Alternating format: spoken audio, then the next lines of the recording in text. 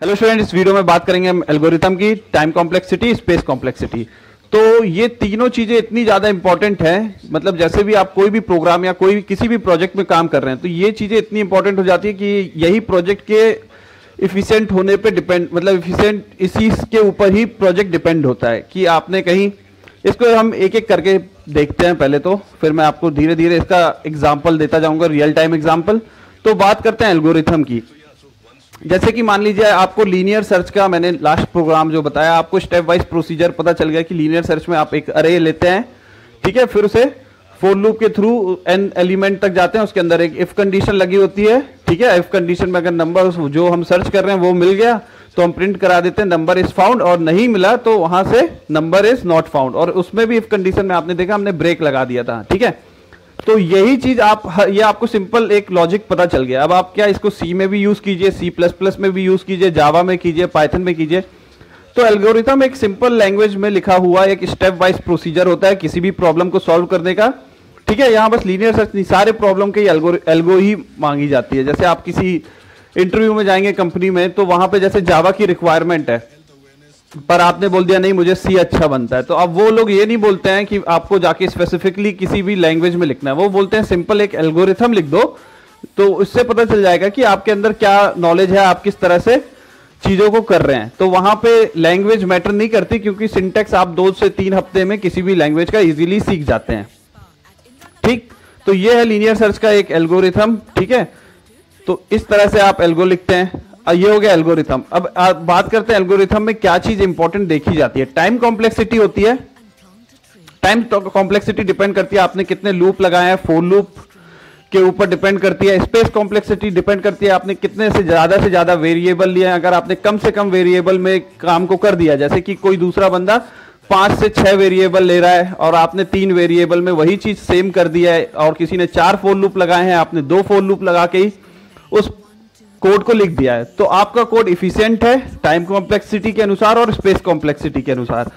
तो space complexity अब उतनी नहीं देखी जाती है, ठीक है। स्पेस कॉम्प्लेक्सिटी मतलब हमारे पास हार्ड डिस्क की स्पेस बहुत ज्यादा होती है, रैम में भी आप देखेंगे तो बहुत है, बट फिर भी स्पेस कॉम्प्लेक्सिटी इसलिए अभी भी, मतलब स्पेस कॉम्प्लेक्सिटी, जैसे आप देखेंगे फेसबुक का ऐप ही देख लें आप, 1 GB रैम में वो चलना बहुत मुश्किल है आज की डेट में। बहुत कम लोग फेसबुक का ऐप जो रियल ऐप है वो चलाते हैं, फेसबुक लाइट यूज करते हैं, ठीक है।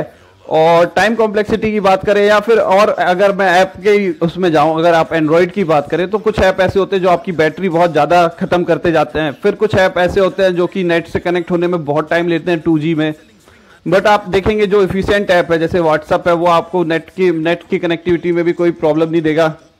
मैं भी वीडियो कॉलिंग में दे सकता है, पर टेक्स्ट में उतना वो प्रॉब्लम नहीं करता, ना बैटरी आपका कुछ लेता है, ना स्पेस उतना ज्यादा लेता है, और सिंपली बहुत ही अच्छा चलता है वो ऐप, ठीक है। तो ये सारी चीजें देखी जाती हैं, इससे आपको यूजर इंटरफेस भी ज्यादा अच्छा होता है, इसमें बहुत सारी चीजें ऐसे आ जाती हैं। तो बेसिक तौर पे ये वाला जो चीज मैं आप लोगों को बता रहा हूँ, ये इस छोटे बच्चों को नहीं होगा जो 9th 8th 10th में है, में भी इंजीनियरिंग में है, ये टॉपिक बहुत ही ज्यादा पूछा जाता है। एल्गोरिथम के ऊपर एक पूरी बुक है, ठीक है, कोरमैन की बुक होगी। और फिर आप देखेंगे MCA, और जो बच्चे BCA कर रहे हैं, BCom BSc कंप्यूटर साइंस, उनमें भी ये सारी चीजें होंगी। इसमें मैथमेटिक्स का भी काफी यूज होता है। तो हम बात करते हैं अब यहाँ पे टाइम कॉम्प्लेक्सिटी की। टाइम कॉम्प्लेक्सिटी की ध्यान दीजिएगा, एक फॉर लूप लगाते हैं हम, तो जितनी बार वो फॉर लूप चलता है, मान लीजिए 100 टाइम चल रहा है, तो ये 100 टाइम्स टाइम ले रहा है, तो इसको हम n बोल देते हैं। यहाँ पे मैंने गलती कर दिया, 100 की जगह मुझे n लिखना था, तो आपको ज्यादा क्लियर हो जाता है। तो ये इसकी कॉम्प्लेक्सिटी हम बोलेंगे n है, n टाइम चल रहा है, ये n/2 चल रहा है, क्यों, यहाँ पे 2 + 2 हो गया, तो ये 50 टाइम चलेगा, तो यहाँ पे n/2 मतलब 100/2, ये 50 टाइम चल रहा है, तो इसकी टाइम कॉम्प्लेक्सिटी 50 हो गई।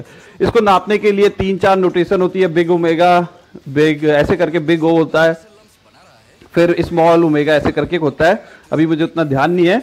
और इसमें 3-4 चीजें और होती है। पहले हम बेसिक सिंपल चीज देख लेते हैं, टाइम कॉम्प्लेक्सिटी को नापते किससे, n। अब यहाँ पे अगर आप देखेंगे फॉर लूप में लास्ट में क्या लग गया, i × 2, तो ये लूप कैसे चलेगा, 2, 4, 8, 16, 64, 32, 64, तो यहाँ पे ये log n की कॉम्प्लेक्सिटी आ गई है, ठीक है।